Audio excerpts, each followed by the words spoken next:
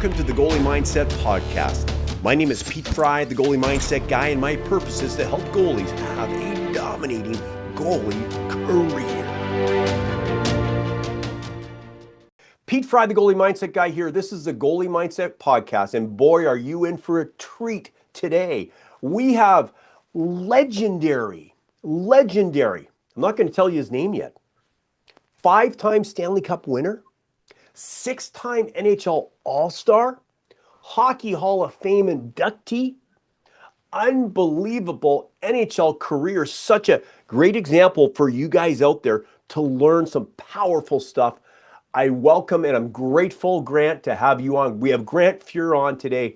Excited, a little emotional talking about him. Just excited to have you on here. Well, thank you for having me. Yeah, you bet.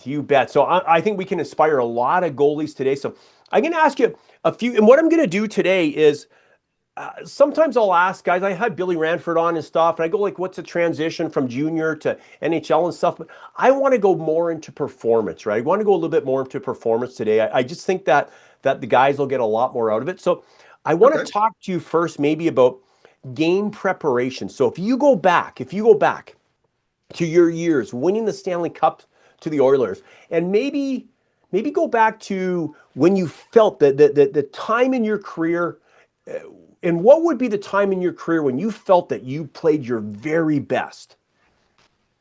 I think for me, probably starting around 83, 84 was when I started playing my best. My first couple of years, my first year, you kind of treat it as blind luck because you're blind, you're not really sure, and you're just playing because you love playing, and it's an eye-opener for me, but at the same time, you're new, there's no expectation, so you just play.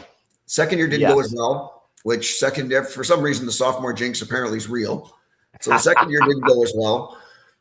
But by my third year, things got a lot more comfortable. And I think that was the biggest change, was I got more comfortable. Now you're starting to learn some of the players, you're learning the different systems, and it got better that way. Got it. Okay, so when you felt you were at your peak, walk the goaltenders through your pregame routine. Basically from, say, the moment you woke up in the morning. I know yours might have been a little different than some other goaltenders. It's from the moment you woke up in the morning or arrive at the rink until warm up. What did you do that would get you feeling good, feeling confident, locked in, so to speak? Well, I think game days, I tried to stay relaxed. I think the biggest thing when I rolled out of bed, I like to have my cup of coffee in the morning. And whether you read back then it was the newspaper. Now you look at your phone, but back then it was a newspaper. You kind of read it, relax a little bit. I like to get to the rink early. I mean, game days, we skated at 10:30. I like to be there by 9. So you go through a stretching routine and then go to the morning skate. I like to skate day of a game. Some guys do, some guys don't. I enjoyed skating day of the game, try and get a feel for the puck, get a feel for your equipment. From there, you'd go back, you go home, have lunch, usually by 1. Then I'd have a little nap from 1 till about 3, and then back at the rink for 3:30 for a 7 o'clock start. And just you sit, relax, have a little bit more coffee, and think about your opponent. Yes. Okay.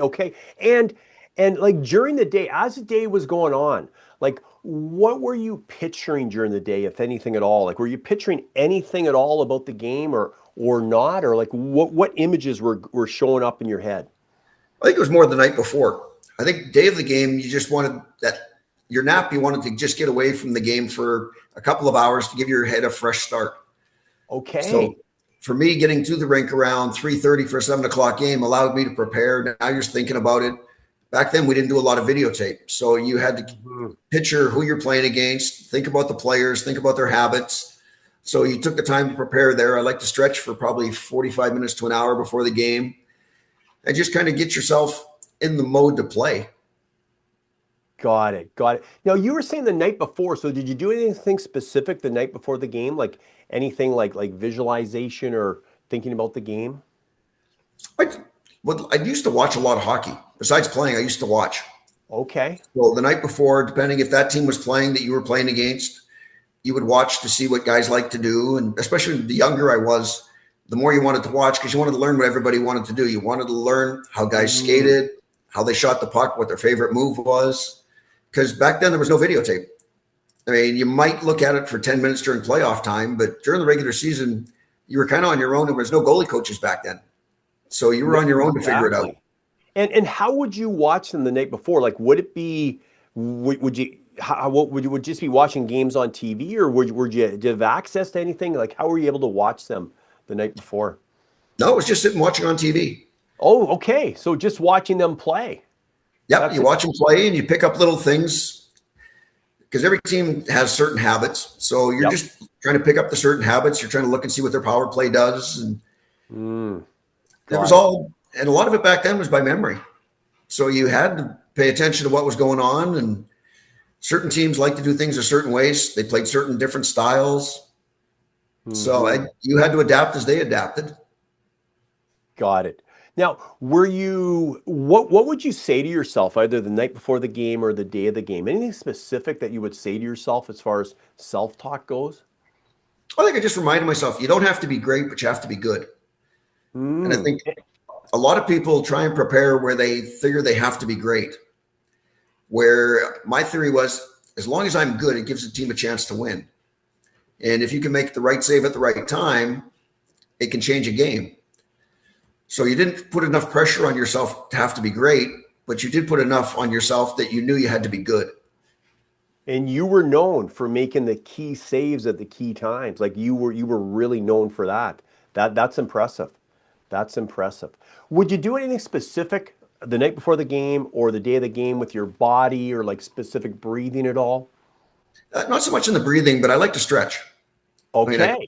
I stretch in the morning. I stretch before I go to bed. I still do it now just because it makes the body feel good and it clears the head.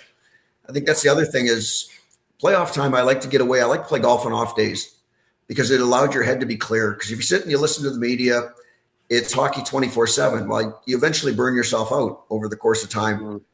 So I Mm-hmm. made sure when I got to the rink that the head was clear and ready for hockey. Yes. And didn't you, and I don't know if I'm right, didn't you play golf on the day of the game sometimes? I might hit balls in the morning for 20 Okay. minutes or half an hour, but the day before I would definitely play just to have Mm. that 4 hours of peace and quiet. And I usually spent it with teammates. So that part was fun. And you talk about the game, you talk about who you're playing while you're out playing golf. So it just gave you a nice, fresh kind of a breather. Yeah. Okay. Awesome. So let's now imagine right before the game starts, right? How did you deliberately create that focused, kind of unstoppable state that you felt like total confidence before the game started? What would you do to do that? I think it was more during the national anthem. You kind of got dialed in. I think before the Mm, game, warm up and everything, everybody's trying to get ready. So the shots and such probably aren't what you really want half the time. But once the national anthem started, then it was game on time. So I would start to focus a little bit more. That way, by the time the national anthem's over, the game's ready, you're ready to go. you're ready to go. Yes, yes. And what would kind of be the last thing that you would think about or that would go through your mind near the end of the national anthem? Just reminding yourself that good works. You don't have to be great. There's certain nights you're going to have to be great. That's the way hockey is. Yep. But just remind myself that if I'm not great, I at least have to be good. And what did good look like in your mind? Like when you like, for example, every word that is said forms a picture in our head, so to speak, right? So in your mind, what would be the difference of good, like the picture that shows up in your head when you say good, and the picture that shows up in your head when you say great? Well, I think good means you're making the saves you're supposed to make. And Mm, you pitch got it. yourself making those saves. Great are the ones where you end up stealing a game, making saves that you're not supposed to make. Yes, I love that. I love that. Okay, so making all the saves you're supposed to, and being there to give yourself a chance to make, I guess, the other saves that no one's going to blame you if you don't make them. Yeah, and it was a little different style back then. The first save, yeah, if you went down, you had to get back on your feet. So then you're in a Hmm. position for a second save and even for a third save, where as the game transitioned a little bit, you get into some of that defensive style hockey. You could just take angles away, make the first save, and that's all you were worried about was the first save. Whereas I tried to make the first save and I wanted to put myself in a position that if a rebound did get to a bad spot, I was in that spot to make that second save. Got it. So would you? Would you run movies in your head of making the saves you were supposed to before the game or during the national anthem at all? Normally practice the day before. You're trying to Okay. get yourself where you know you're in the right position. Our practices were geared towards scoring. And you've got six of the best players in the world who like to score, so our practices were geared to scoring, which I thought was great for the goalies. It allowed us to actually have to compete. And a lot of our drills, when you competed, if the goalies got scored on, you had to skate. If the players couldn't score, they had to skate. Well, goalies don't really like to skate, so it turns into a good competition. And there's something powerful about what you said there, Grant, is because sometimes you'll hear a goalie and a goalie will complain about a drill, right? Well, you've probably seen that because I know you're a goalie coach as well. And sometimes goalies will complain this drill is not designed for goaltenders. Yet it sounds like you loved that. So it didn't matter what the drill was. It was designed for players to score, but it sounds like you knew that would make you better, which obviously it did. No, it forces you to have to be better. And if you take a look at the game doesn't work where everything runs as it's supposed to. There's chaos, Hmm. there's different things that happen. And a lot of times you can play worst case scenario. So if you've pictured in your head, okay, here's the worst case scenario, you're prepared for it if it does happen. Yes. So when it came time to a game where let's say it was you kind of knew, okay, this is it. This is I really need to make the next save, right? To turn this game around or to keep us locked in. Would there be like a ritual that you would do before or something you would use that would help you get locked in to increase the chance of you making that save? No, I think it was just a belief that I could make that save. I think that was the biggest Mm, thing is that when the game turned, I would believe that I could make that save if I had to. yes. And yeah, when games are, you get into those 5-1, 5-2 games, you might give up a bad goal here or there. But if it's a 3-2 game and you know you can't give up that goal, then I think your focus gets better. Okay. Okay. So your focus would maybe narrow a little bit. Oh, probably a lot, especially come playoff Hmm. time. Playoff time, your focus narrows a lot. Yeah. Where after a playoff game, you're tired because you're focused that hard for 4 hours. Yeah. And what signals did you get from your brain or your mind or thoughts that helped create that belief that you knew you were going to make that save? I just trying to convince myself that I can do it. I think that's the biggest thing. Is you have to stay positive. I mean, it's pretty easy if you have a tough Yep. night to all of a sudden lose your confidence. Well, goaltending is a lot of confidence. Hmm. So you have to believe in yourself. And uh, there's certain nights you're going to have 18,000 people that don't like you. There's going to be 18,000 people that do like you. And it all depends on what you do. And it's the one job in the world Yes, where every mistake you make, there's a little red light that flashes. exactly. In fact, I always say it's probably one position on the planet that has more uncontrollables than any other position. I don't think anything is close. And you can still, as a goalie, I believe, do everything perfectly right, still not make the save sometimes, and get blamed for it. Whereas there's not a lot of jobs Yeah, like and that. that's no, and that's just part of the job. I mean, I think that's kind of the fun part of the job is you know that not every night's going to go the way you want. You're going to give up some goals. The biggest thing is when you give up a goal is not to show your teammates that you're frustrated. I think the biggest thing is you fish it out of the net and play on like it's not a big deal. Your teammates say that, they don't panic. If they see a goalie scrambling around, your body language is bad, then they start to worry about it. Well, if your body language is good and you don't treat it like it's any big deal, then all of a sudden they're calmer and it makes everybody play better. Yeah. Grant, this is gold for the listeners, what you just said there, because there's a lot of goaltenders that they'll get in their head about that. Whereas you love it. Like that, it sounds like that's one of the things that you loved about playing a goaltender, being a goaltender was the ups and downs that would come with it, Yeah, which is fantastic. it's what challenges your mind.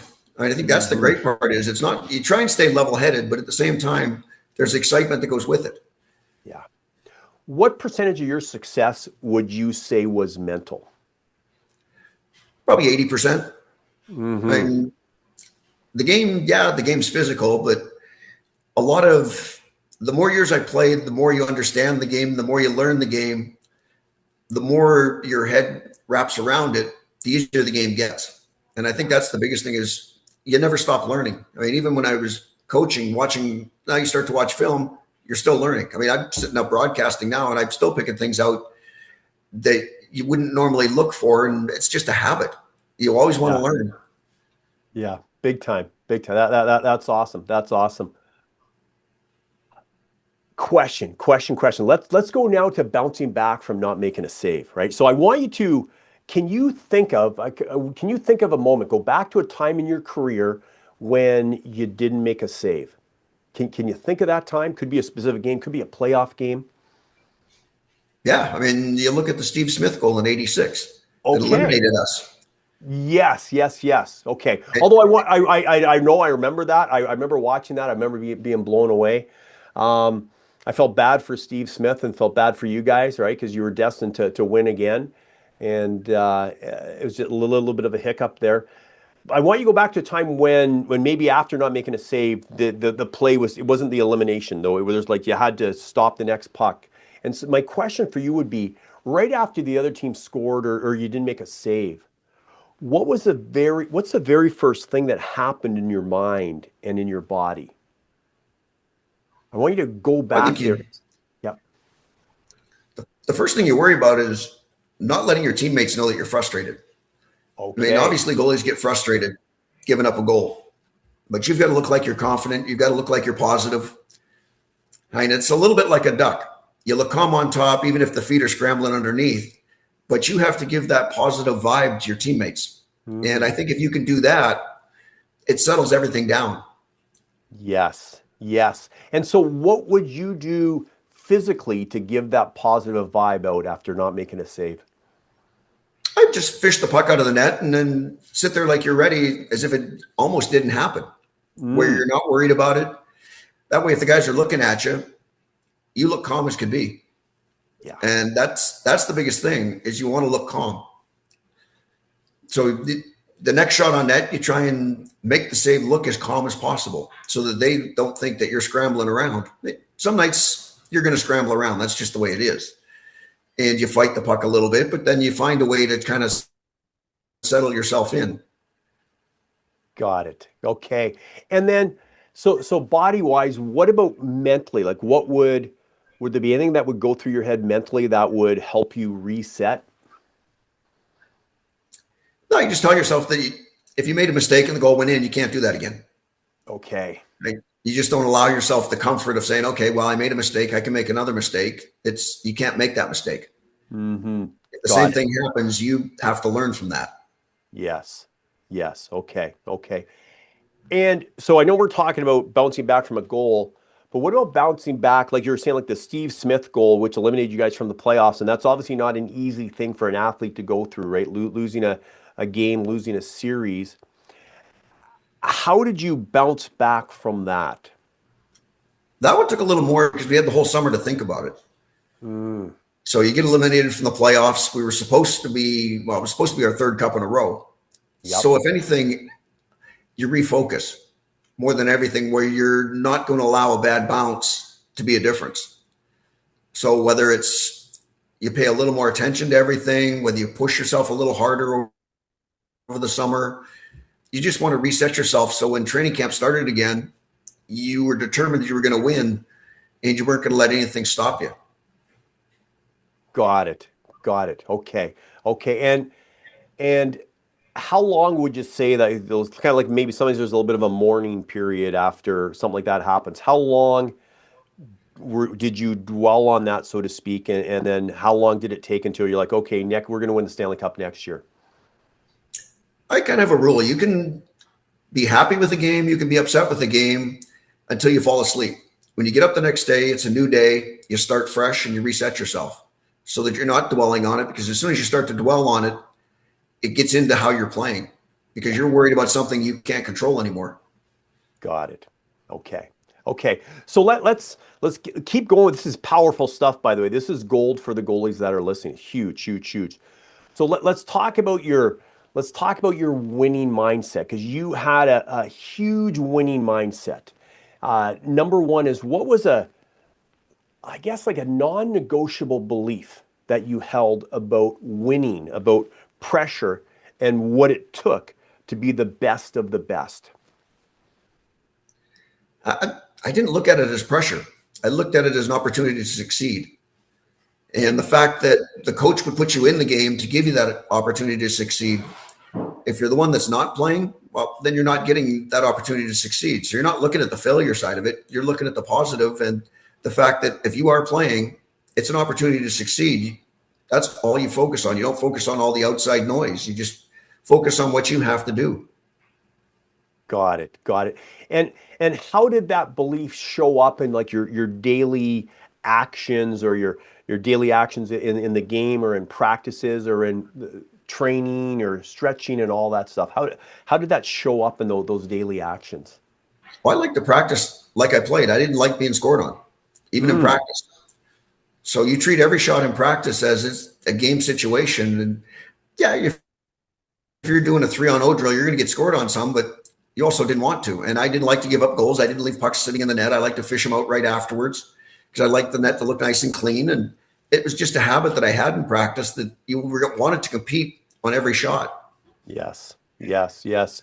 Do you ever watch that show, that new show out there, Shoresy?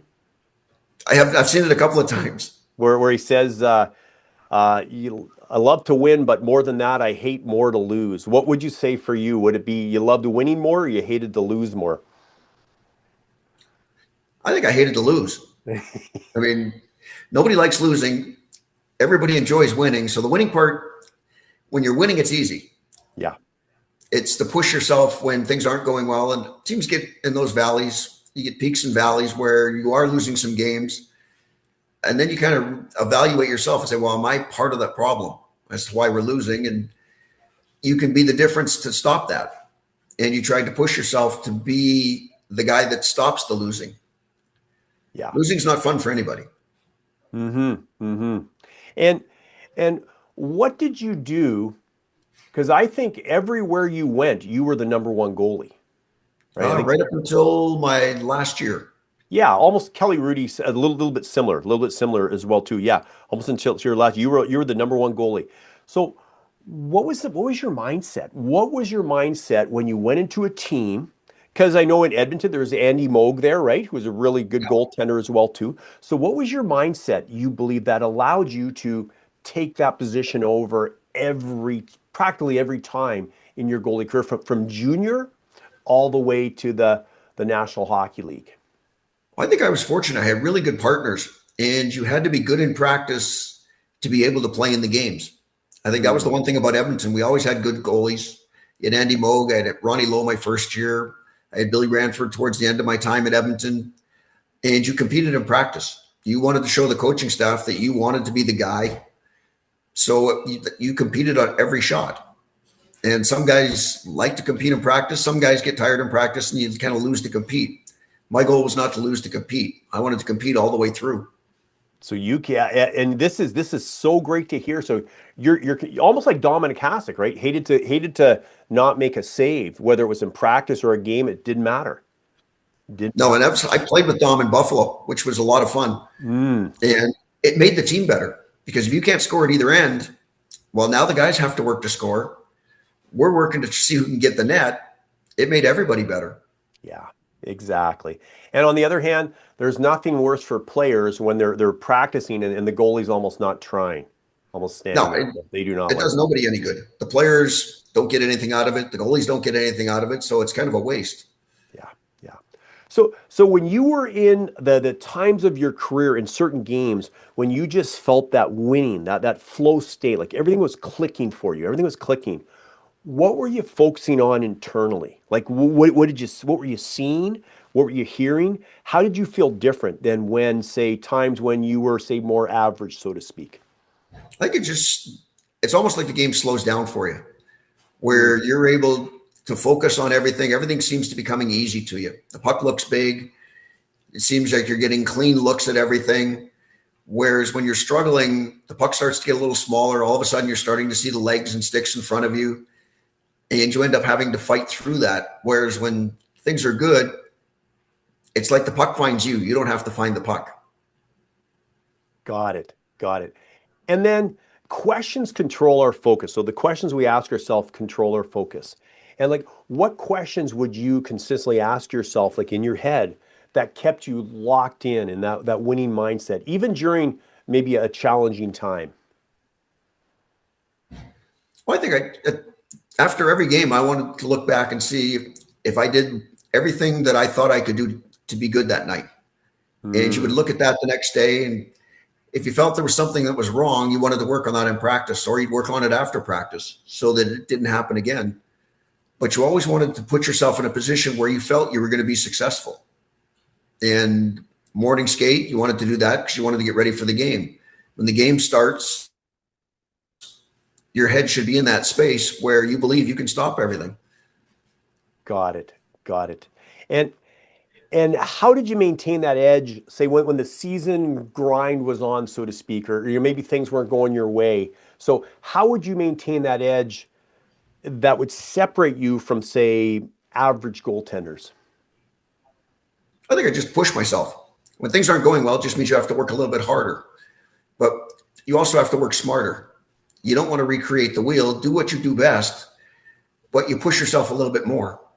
Got it. And I think with all the teams I played on, the good partners you have, it forces you to push yourself a little bit harder. Just one, you want to get the net time. Yeah. So if you're fighting it a little bit, you're starting to doubt yourself a little bit. Well, guess what? You end up on the bench watching a little bit. Mm-hmm. Okay, makes sense. Makes sense. And did you incorporate like visualization? Because I know it was different back then. It was different back then. But sometimes guys would do it and not even know they did it. Do you incorporate visualization or mental rehearsal back then, or say visualize before a game, the night before, the day of the game, or things like that? I think you think about it the night right before you go to sleep. Okay. You kind of Which put is it in your mind that, okay, this is what should happen. If I'm here, I do this. Everything should work out right. which is powerful because you were basically visualizing the night before, but we just didn't call it that, right? We were thinking about the game, so to speak, right? And probably going through the different scenarios. Yeah, you're just playing all the different scenarios that could happen so that if it does happen, you've already thought yourself through it. And you know what's powerful about that? I'm going to ask you a question, a little trivia here. Who's the greatest inventor of all time?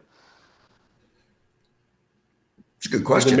it's American. He invented the light bulb. What do we got? Light bulb would be, well, Einstein was pretty good. Yeah, Einstein was good. Thomas Edison, but Thomas they would hang out. Edison. I think they would hang out together, I believe. Anyway, so yeah, Thomas Edison. So one of the things that he said was never waste a night's sleep without asking your brain to solve a problem for you. So basically, what was happening then before you go to sleep, you'd think about the game, these scenarios. This could happen. This could happen. This could happen. Here's what I'll do if this happens, or a 2-on-1. Well, when you would go to sleep after that, without even knowing it, your subconscious mind, which is basically just a computer, but the information you put in it, it goes to work for you. So it would work on that all night. And that's No, your interesting. mind stays on top of it. Yes, yes. And then it sounds like you would get out of your own way, get out of your own head during the day of the game by not even really thinking about it, right? Because the work was done the night before. Yeah, and that's part of being able to relax and play is getting out of your own head. Yeah. Right? Yeah. It's the 6 inches is the hardest muscle to train. So true. So true. Yep, exactly. And now, so when the game is on, what would your internal, I guess, dialogue look like during the game, like self-talk, things like that? Were there any specific phrases or affirmations you would say, or questions that you would repeat under pressure? No, 'cause you're busy paying attention to the line changes, who's coming on, what's there, what do they do, what's that line like to do, and everything had to be by memory back then. So Yes. you had to pay attention to what the different changes were, what personnel were on the ice, what personnel were on for your group, because our guys played differently. Some guys were a little more wide open, some guys were more defensive. So during all those changes, you're looking to see what the matchups and everything are so that you're prepared in case something happens. Got it. Yep. Okay, makes sense, makes sense. And then after a win, after you won a game, what was your reflection process like? Like would you reflect on that win, what you did well, what maybe you could do to get better? Yeah, you enjoy it right up until bedtime. I mean, our guys like to celebrate wins. So we went out, you'd celebrate a win. But when you went to bed, you would think, okay, this went well, this went well. That didn't go so well. So that's got to be cleaned up a little bit. And then you'd go to work on it the next day.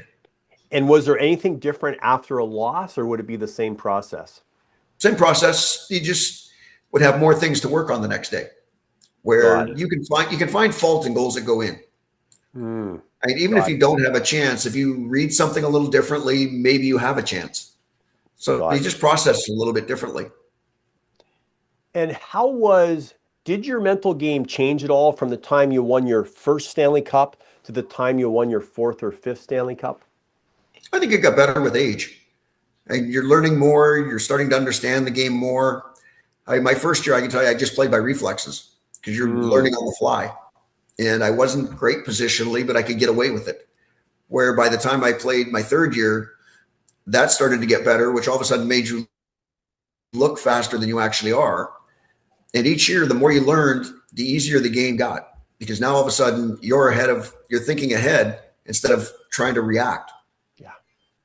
Got it. Okay. Being ahead of the play there. And what's one big shift that you think you made in your goalie career that unlocked a new level for you? What's one big shift that you made in your goalie career that unlocked a new level?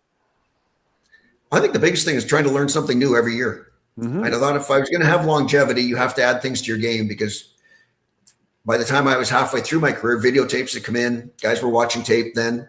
So they were trying to understand you. So if you could keep adding things, like some nights you would challenge, some nights you'd sit back a little bit. If you kept them guessing, then they were never comfortable. Whereas you knew what you were going to do that night. So it was just adding different things, trying to understand the game a little bit better. Okay. Yeah, fantastic. And if you were mentoring a young goaltender now on the exact mental traits that got you to NHL All-Star level, multi-Stanley Cup championships, what would be the first thing you would teach them? That they have to just relax and play. I think a lot of goalies, when they first get into the league, get so wound up about it that they almost end up hindering themselves. They don't kind of free themselves up to just play. And they're worried about the mistakes. I mean, yeah, there's videotape now and such, but just play the game. Let the game come to you. You don't have to go force the game. The game will come to you. The puck will find you. You just have to find a way to relax and put yourself in that mindset. And a lot of guys, like the first couple of years I coached, I was surprised that a lot of guys struggled with that they were worried about the outcome before the game was even halfway through. And you can't worry about outcomes. You just have to take it one shot at a time. Next shot, next save. That's it. And enjoy it. Sounds like you had a lot of fun, like you really enjoyed playing. I love playing the game. I still love the game. I mean, even doing it in TV, I still enjoy it. You're still looking for the different things that different teams do. And I'll still break down a power play, and our play-by-play guy asks, well, how do you know the puck's going there? I'm like, it's just the way they're set up. It has to go there. That's the option. And it's just habit. Yeah. Yep. Big time. Well, almost like Gretzky as a player, right? He would know exactly he was known for knowing where the puck was going to go. Oh no. The great thing about practicing with Gretz every day is you learn that it's not where the puck is. It's where's the puck going. Yeah. And now all of a sudden, instead of focusing on one guy, you've got 4 other guys that you have to figure out where they're going to be, who's going to be the open guy. So all of a sudden the picture gets a little bit bigger, but the focus doesn't change. You still have to know where he is, but you have to know where he wants to go. Got it. So let's say you and Gretzky now, you do a shootout, 10 shots for $10,000. Who's winning? In a shootout, I think I might still win. Yeah, I think you would. I know you would. What would you say that you did differently in your goalie career than 95% of the other goalies out there that made you better? I think at that time I was probably a little more athletic than most guys. I think that was one of the big things is reflexes, and I could play different styles. I could stand up. I could play a butterfly style where you adapted to how the game was going. And later on, as the years went, yeah, your body gets banged up and such, but you could also adapt and play. If certain things hurt, you could play around that. And I think towards the end of my career, after I replaced the knee, I managed to play 73 games the next year. So it's a matter of, if I remember. It's a way of figuring out ways that you can play. Sometimes you don't feel good, but you have to find a way to play. And it's a And matter of yeah, your mind has to will yourself to play some days. and you had some shoulder challenges too, right? The big Yeah, glove saves. ripped out a couple of shoulders. So that changed things a little bit. But again, it's adapting. You adapt to the game. And it's one of those guys, you talk to guys now and they're like, well, this hurts, that hurts. I don't know if I can play. Well, once adrenaline kicks in, you can play. It's a matter of just telling yourself that, hey, by the way, I can still play the game. You just have to get by that first 5 minutes of the game. Your body's going to settle in. Yeah. If you have to play a little bit differently, you manage that. What would you say was the biggest game you played where there was, say, the most pressure? I know you were in a lot of games like that. I know pressure is really created in the head, but what would you say from onlookers, from people looking from the outside? Probably my first Stanley Cup final game in the Island, the 1-0 game in Long Island, because at Because that point they had won 4 Stanley Cups in a row before, hadn't they? And you guys they won lost four the in a year row and they before. blew us out. They blew us out the year before, four straight. So, and I didn't play in that series. I got a chance to watch it. So now you understood how good they really were, and they beat us. Would they beat us 2 or 3 times during the regular season that year? So there's a lot of people that didn't think we could beat them, and we hadn't really proved to ourselves that we could beat them yet. So going into Long Island, that was probably the biggest pressure we had, is we had to prove that we could beat the Islanders. And then you go from there to the Canada Cups, playing for your country. That's the other thing. Instead of having just 18,000 people, now you've got a few million that are living and dying with every save. So that gets a little more hectic. To deal with those situations, what would you do? Let's talk physiology as far as your body goes. Like, so what would you do breathing wise, just kind of posture, how you moved? I think stretching. I found stretching very relaxing. Got it. Okay. So the more pressure, if you call it, just meant that I would stretch a little bit more, just because it releases all the tension in your body. Yeah. And if you get rid of the tension, your mind frees up. One of the things that I remember, and it still happens now from time to time, but it's a lot less. But in your days, there was the Billy Smiths, there was like the Ron Hextalls, guys like that.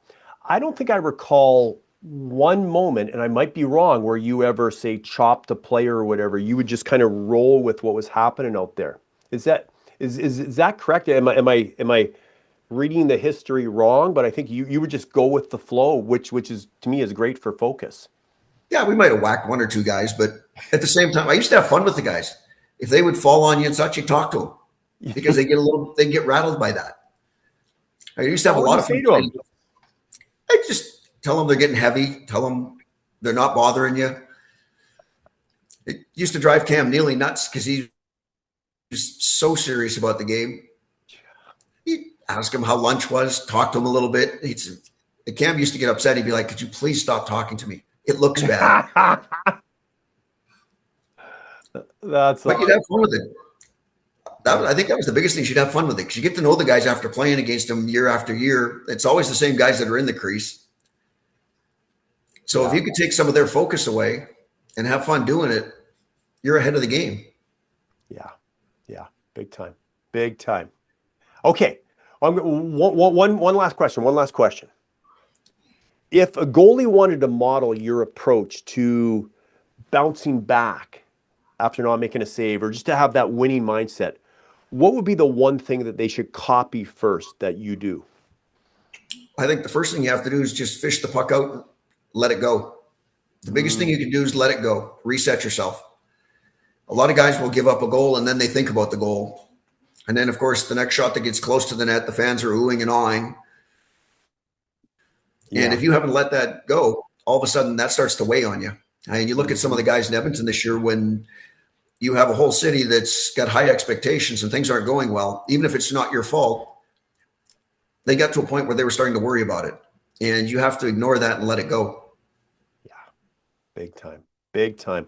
Well, Grant, I think you are the ultimate role model for goaltenders, especially for their mindset, as far as the reason you start playing goal in the first place is because you love it, because you have so much fun. and you were able to keep that throughout your whole goalie career, and that is powerful.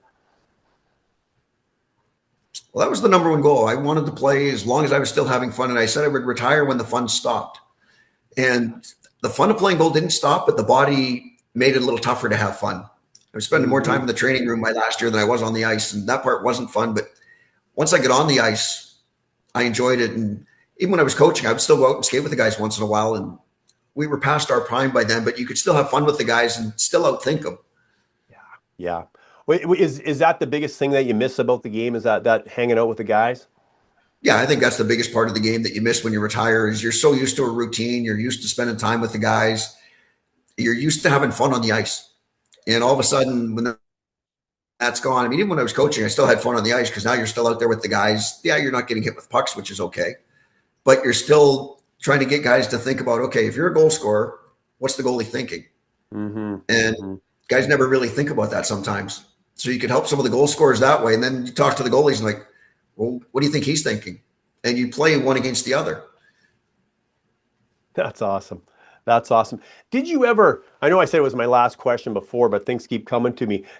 Did you ever have a time, goalies go through this sometimes, where you had a small period where maybe you had a little bit of fear of the puck at all? Or, you know what I mean? So let's say puck hits you through a shoulder pad or in the mask or something like that, and then the focus goes there. Did you ever have that? And if so, how did you overcome it? No, because I used to play catcher in baseball in the summer sometimes. So getting hit was kind of a normal thing. So that was the one thing is I never really had a fear of getting hit. And yeah, you were black and blue for half the summer, but at the same time, you look at the equipment the guys have now, they don't have to worry about that. So that's a little different option. They didn't have to drag around 30 pounds of equipment. But yeah, we knew certain shots were going to hurt. Certain guy like Al McInnes, if he hit you, you knew it was going to hurt. Reed Larson hit you, you knew it was going to hurt. But you dealt with it. It was like, okay, you know it's coming. You still want to get hit. Exactly. So it sounds like you love to get hit by the puck. It doesn't, to me, it sounds like if you're on the ice and your mask falls off and your catching glove falls off, you're still trying to catch the puck. You're still trying to put your face in front of the puck. You're still going to find it. Yeah, you're going to find definitely still going to find the puck. Yeah. Yep. Yeah.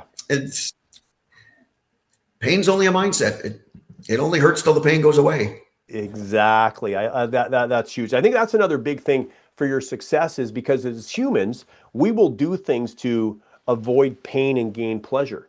So as a goaltender, if you love getting hit by that puck is pleasurable, whereas some people are like, whoa, whoa, whoa, it's painful. But to you, it's like, yes, that's the ultimate pleasure is getting hit by that puck because that means you're stopping the puck, you're preventing it from going to the net, which would be more painful than you're going to do whatever it takes to stop it there, right? And you obviously had great battle skills. Oh, no, we would take the physical pain over the mental pain of giving something up, right?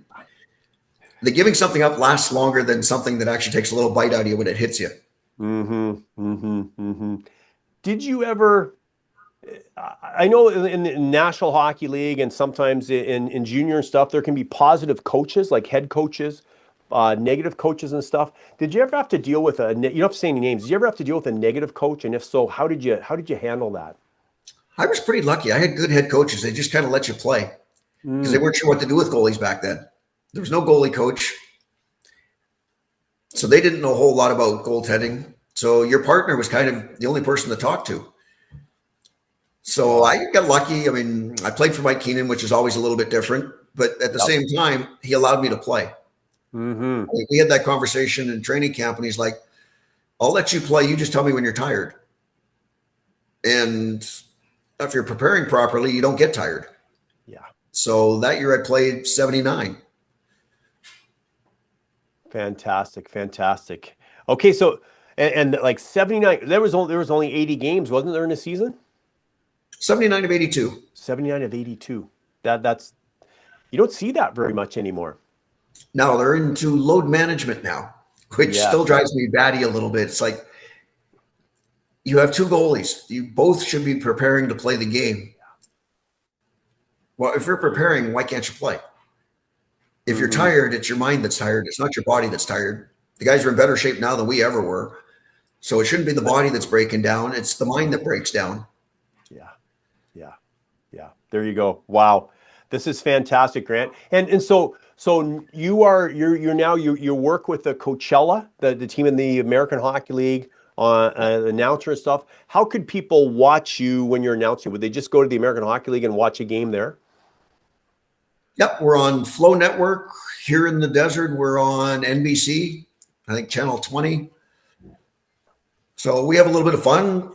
Do a pregame show, both TV and radio. Do intermissions on TV and radio. So we have a little bit of fun with everything. Postgame shows, both TV and radio. And we still love talking about the game. Fantastic. Well, you certainly turned hockey into your career, not only during when you're playing time, but also after as well too, right? It's I really admire what you've done. No, I still love the game of hockey. I love being around the game of hockey, and I don't think that'll ever leave. No, exactly. And then junior hockey too. You played for the Victoria Cougars a few years before I played there. I know they're no longer. They're in Prince George now. But what's your biggest memory of playing junior? I think everybody was like, well, you're going to play junior. And the first camp I went to, I was 15. And there was guys, Archie Henderson, Greg Tebbett, Kim Claxon, that were all 6'4", 6'5", a little bigger than what you're used to seeing. But when I ended up going out and playing with them, you figured out, okay, you know what? Yeah, I'm a little bit young, but I could play at this level as long as I trust myself. Mm-hmm. And I went out the next year and played as a 16-year-old, survived that. Then the year after that, things went well. We lost in the Western Final that year, missed out going to the Memorial Cup. And then the next year we ended up going to the Memorial Cup. And I think we win 60 games that year. I think still a record in junior. I remember I went to quite a few of those games. Yep. Watch you stand on your head and steal games night after night. But it was a good team. And it was a lot like the Oilers. It was a very offensive team. We could score some goals, but you were going to give up some chances. And you just knew that that's how the game was going to be. So you prepared yourself for it. Yep. I remember those. Torrey Robertson, right? Wasn't he one of your guys? Torrey Robertson? Torrey was there. Jeff Courtnall. Yep. Courtnall's. Yep. Morrison. Yep. Right. Yeah. He's now coaching Manitoba, I think. Yeah. Mouse is in Manitoba coaching. Yep. Who else do we have? Lenny Dawes was a first round pick for Chicago. Tony Feltrin went to the North Stars. Yeah. So we have a lot of good players come through there. Yeah, exactly. Wow. Well, Grant, I don't want to take too much of your time. I'm so grateful for you hopping on here. This is Pete Fry. This is Goalie Mindset Podcast. We're honored to have legendary goaltender Grant Fuhr on today. And Grant, thanks for coming on. One final message for the goaltenders. What would you say? I think the biggest thing you can do is enjoy the game and believe in yourself more than anything. Yeah. Yeah. You've certainly done that. Fantastic.